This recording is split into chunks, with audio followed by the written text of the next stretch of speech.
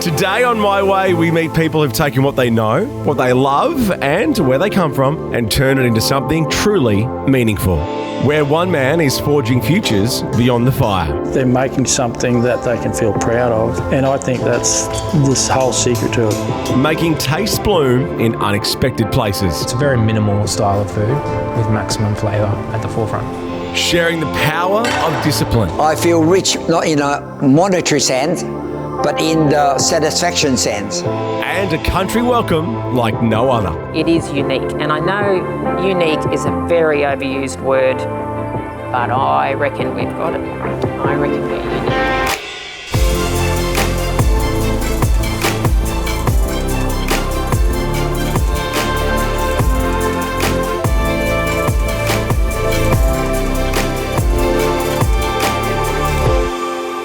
That's all coming up on My Way.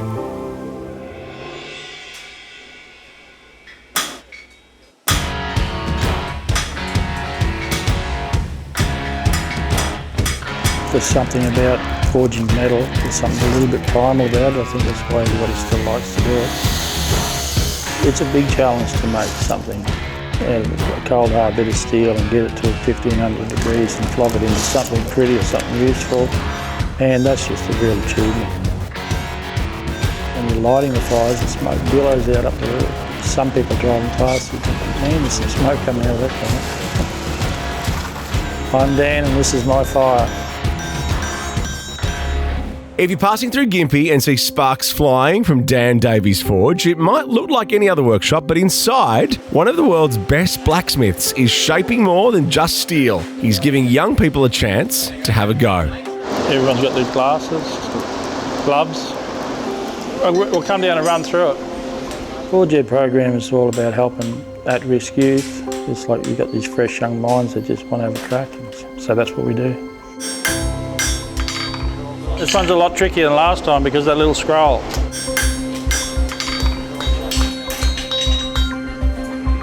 I think every kid just wants to be a kid, but circumstances turn them into kids that can get into trouble. Everything's on fire around this joint. We don't see them as the naughty kids other people see them, because here they're just kids. Not easy work, it's hot, it's hard work, you really got to focus. Fortunately, I couldn't catch it on fire. I grew up in a pretty troubled home and I struggled at school, left home at 14. But one of the teachers at my school knew that. He knew I liked art, so he used to give me real quality paper they had back then for drawing, and when I ran out he would just give me more. There you go, that's better. Is that a bit more? Yeah, smidge. If someone gave you a pat on the back and give you a hand, it's great. Beautiful. Awesome, that's really good. I quite like That's what we want, yep. I'm happy with the way it turned out for me, because I've never ever thought of just giving up and not trying to achieve. So really, if you can get any help to any kids, that's why we're passionate. It was that first spark of confidence that lit the fire for Dan to master a craft few dare to try. It started when I was young. I always wanted to be a cowboy, so I started shoeing horses for a living. At the horseshoeing competitions, they have blacksmithing competitions, so I got introduced to blacksmithing through the horseshoeing. So I'm just getting it to the forging temperature. I'm just going to continue drawing the taper out. When I got further into it and realised the potential of what you can do with it, that's when I really got interested in it. Oh, this is the flogging bit, yeah, it's not a lot of fun. And the fact that you can get a cold hard piece of steel and turn it into an art piece, that's pretty cool. Before long, Dan's metal masterpieces made him a world champion. But what mattered most was igniting that same spark in kids back home. Okay. We're just going to get it hot and peen it across. Yeah.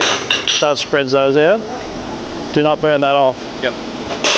Thank you, Dan. I've made enough sculpture so that it sort of doesn't really set me on fire anymore. Like teaching it, it's given me a whole new lease on life. Quickly. There you go. Did it. Finally got his spark off it.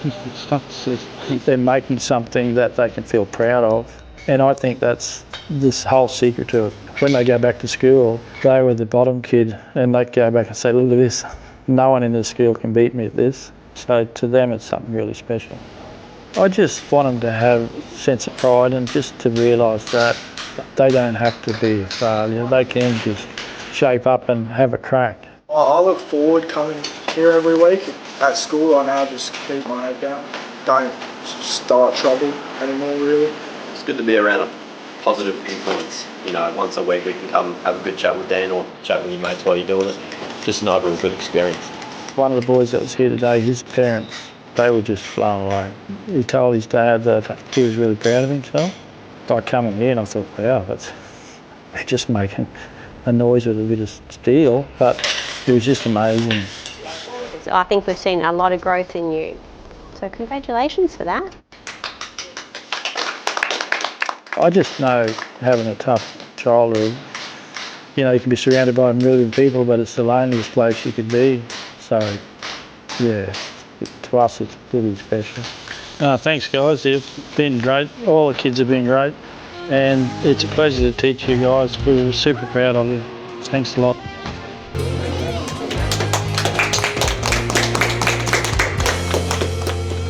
Coming up on My Way. I want to be the top in the world. Why do I want to get there? Because the more you have, the more you can give.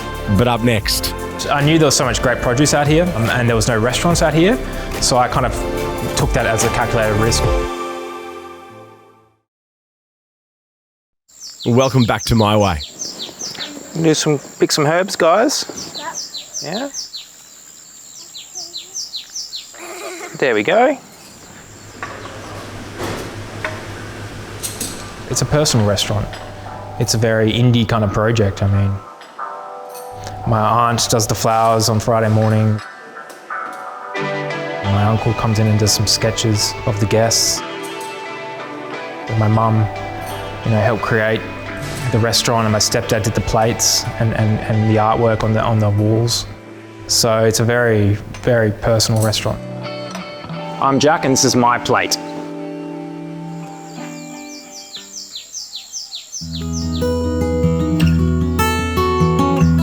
Countless hours in kitchens all over the world led Chef Jack Stewart to plant roots in the cosy town of Boonah. With his curiosity for the unconventional, Bloom Restaurant has flourished, and Jack has found a home for his passion for food to grow.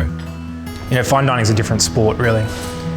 It's completely different to other styles of restaurants. That was where I knew I wanted to be. It was hard, and I realised that you're not as good as you think you are. The learning curve was immense. So much trial and error goes into the dishes, so when you have a dish that's finished and going to the guests, it may look simple, but it's a lot of refining. I stuck it out because it was worth it. It was worth it, and some of the techniques I use today.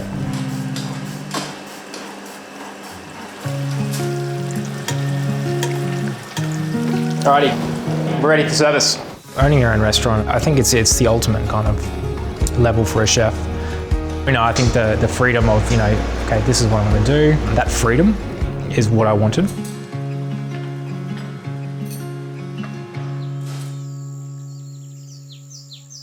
I was planning on opening a restaurant, my first restaurant in Brisbane, and I was visiting my aunt and uncle. They bought the church just up there, and I was walking past Bloom here and looked inside. It was for lease.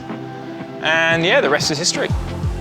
I knew there was so much great produce out here and there was no restaurants out here, so I kind of took that as a calculated risk and opened out in Boonah.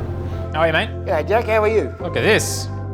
Here's some lovely fresh produce for you. Beautiful. So the philosophy behind Bloom's food is very natural, produce-focused cuisine. So I wouldn't put any more than 3 elements on a plate. Dishes can be very labour-intensive and technical, but they need to appear simple. And they need to eat in a way that people can know what everything is in the dish and not things overbearing on each other. So it's a very minimal style of food with maximum flavour at the forefront. Thank you. Smoked Tioga beets. So we get these from Valley Pride Produce, and then we shave them very finely with Jersey creme fraiche and some bronze fennel. Ideally, we want to use as much local produce as we can. And a lot of producers I've got to actually grow things for Bloom specifically. Special mushrooms that no one has, and chefs love things that they have that no one else does. So getting kind of farmers to do special stuff for us is a big factor of where the menu goes. So these are these little beauties. Wow. And they just have a really cool texture, and they have this, do your wizardry. I might actually preserve these in like an escabeche kind of style. I'm still looking for different techniques and different cultures for inspiration. So yeah, I don't think you ever stop learning. I think, you're always honing your craft, and I've always wanted to do this. And I'm going to be here cooking until I can't anymore, yeah. If you want to experience the heights local produce can achieve, head to the website to find out more. Still to come, on my way. I have a thing about regrets. You do not want any regrets. We don't want to be sitting here in 10 years going, oh, maybe it would have worked. But after the break, see why a grandmaster has dedicated his life to Kung Fu. If I only have 90% of knowledge, I can only give 90%. If I got 100%, I can give a full 100%.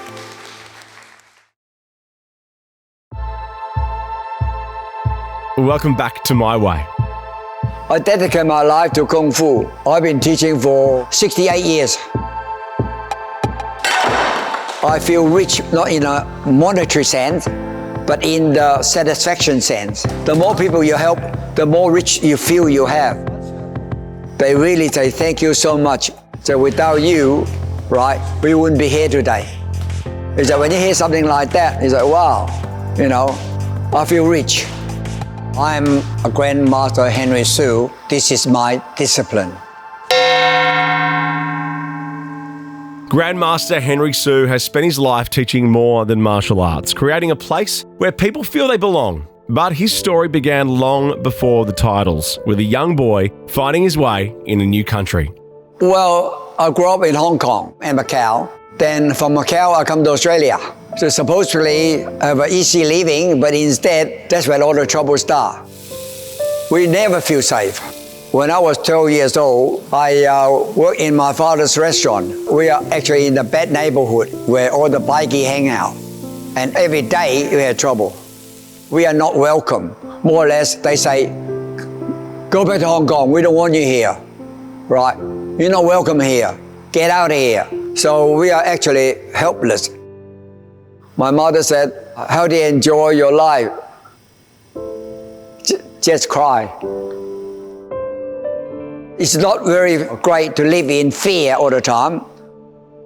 So I got to become somebody that, I can protect my family and their business. Then I said, well, the only way that I can protect myself is to do Kung Fu. I got to succeed whether I like it or not. After I finished work, 12 o'clock at night, I was upstairs when my father was sleeping downstairs. I was training myself. My father said, what's wrong with you, waking me up, right? Because all I know is I got responsibility to my mother and to all the young ones. So to be successful, you got to persevere no matter how difficult it is.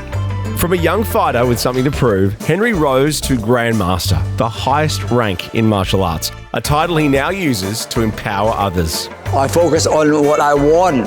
I totally changed my direction. I said I want to go to the end. I want to be the top in the world. Why do I want to get there? Because the more you have, the more you can give. If I only have 90% of knowledge, I can only give 90%. If I got 100%, I can give a full 100%. When I can help so many people, then I got a lot of joy out of that. One breath, another breath, out. So using the hip turning, bring the energy out, right? You got to have discipline. This is a master class training. Try to get the hand flowing better. People say, what do you mean by discipline? The word is simple. Discipline is something you promise yourself to do, but you can break it all the time. I do it tomorrow. Unfortunately, tomorrow always followed by another tomorrow. So 10 years later, you don't do anything. The people that succeeded in life, no matter what profession they're in, have a strict long-term discipline. That's what Kung Fu is, long-term discipline. Here, out, here, out, here, out, here, out. We teach friendship, we teach respect, we teach gratitude, we teach what is true love, we teach priority. The last thing is learn Kung Fu. Punch and circle. Punch and circle. So that's why all the people here, they respect one another greatly, not here to show off, here to share the responsibility, to keep the legacy going. After a lifetime building what he once searched for as a boy, what matters most to Grandmaster Sue is passing it on. You're not just my legacy, it's something good that you want to pass on. The more master you train, if they open their own school, then they help other people, it's like it will be a much better country to live in. When I was 12 years old, I wish I had a place like I have now that become a safe haven for me and my second home. Everybody want to respect everybody. Everybody just try to protect everybody, to help people instead of bullying people. They really say thank you so much. So without you, right, we wouldn't be here today. When you hear something like that, it's like, wow, I feel rich. After the break, a family oasis in the middle of cattle country.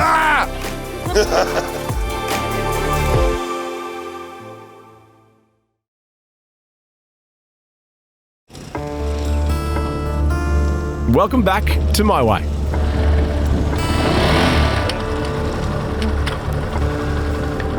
We got to do it because I have a thing about regrets. You do not want any regrets. We don't want to be sitting here in 10 years going, oh, maybe it wouldn't work. It is unique, and I know unique is a very overused word, but I reckon we've got it. I reckon we're unique. We're Paul and Sally. Welcome to our farm. 6 hours west of Brisbane and just outside of Thallon, you'll find Paul and Sally at their luxury offering, Lanarium Retreat. But the story begins just a stone's throw away from the sprawling family farm, Dunroman. This is our life. This is what we do. So we're farmers. We're both from the area, so my family have been around Thallon for generations. And Paul's family, they purchased Dunroman in probably 1956. And then we came back to Dunroman in 2000 and took over the running of Dunroman from Paul's parents. So yes, we've both been in the area for a while, and yes, I think we should be classified as locals, shouldn't we really, by now? I'd be local, you wouldn't. No, probably not. Probably not. In their quest for expansion, what they found was something completely unexpected. In the middle of cattle country was a hidden oasis. When we first saw the house, it was, wow. They're very rare. I don't know too many other wool sheds that have ever been renovated to that degree. Yes, and to come across it so close to home, yeah, it was just our lucky day, wasn't it? Righto, so that's the board. Your catching pens are there, so you catch him here, you pull him down by the neck, drag him out. To crutch him, just put his leg there. Pick your hand piece up, pull it on. Do his pizzle, do his bum, pull it off. And then flick him down the chute. Done. But it was just taking that plunge, I think, was probably the biggest thing. Like putting it out there, and in the end we thought, well, it's worth the risk. You either get in here now or you stay over there. What do you want done? No, you don't need to do anything. Just don't waltz in with a beer in your hand. Nothing ventured, nothing gained, as they say. And we're in the farming business, so that's what we do. What we do is a gamble. You never know what's going to happen with the weather, so this was really no different. Before long, they knew it was worth the risk. Paul. Bob, nice to meet you. How are you, Bob? Sally, nice to meet you. People, they describe the serenity, the peace and quiet, the mornings, the birds, are probably some of the most common comments, I guess. See, we don't see that. And until you get people coming through your doors and get that feedback, you don't realise what people get out of it, really. Yeah, it's what we take for granted. That's just every day for us. And it's just such a great experience. Like, nothing gives us a buzz more than coming over after some guests have been and reading the reviews, how amazing the place is and how they feel refreshed and regenerated. You think, God, can we have that effect on people? You know, just by the simple fact of opening up the doors. So that's been a real eye-opener for us and very satisfying. Out here is not just a stay, it's a real taste of life on the land. From authentic shearers' meals to buggy rides on the red dirt, bushwalks, campfires, and if you're lucky, Paul will even help you catch a yabby. Ah! Most of the stuff they hear about farmers and farming, it's either the middle of a drought, a bushfire or a flood. Or something negative. Yeah, or something negative. So it's great to be able to give them an opportunity to come and just see it every day. I mean, it's just cows and buggies. I mean, yeah, because they don't see it all the time. It's where you can go and see the cattle and the sheep in the day and then know that you're going to eat them that night. Oh, that's completely inappropriate. But if you remove people from that chaos and put them somewhere where there is essentially nothing other than nature. They have to make do. We had one family where the children collected every skull they could find, bone, rock, funny looking stick, and just dumped everything at the back door. It's hollow. It doesn't have a brain. That's why cats are so dumb. We're reminded of our child, like just going around and picking, you know, just when you see things, it's amazing what kids see.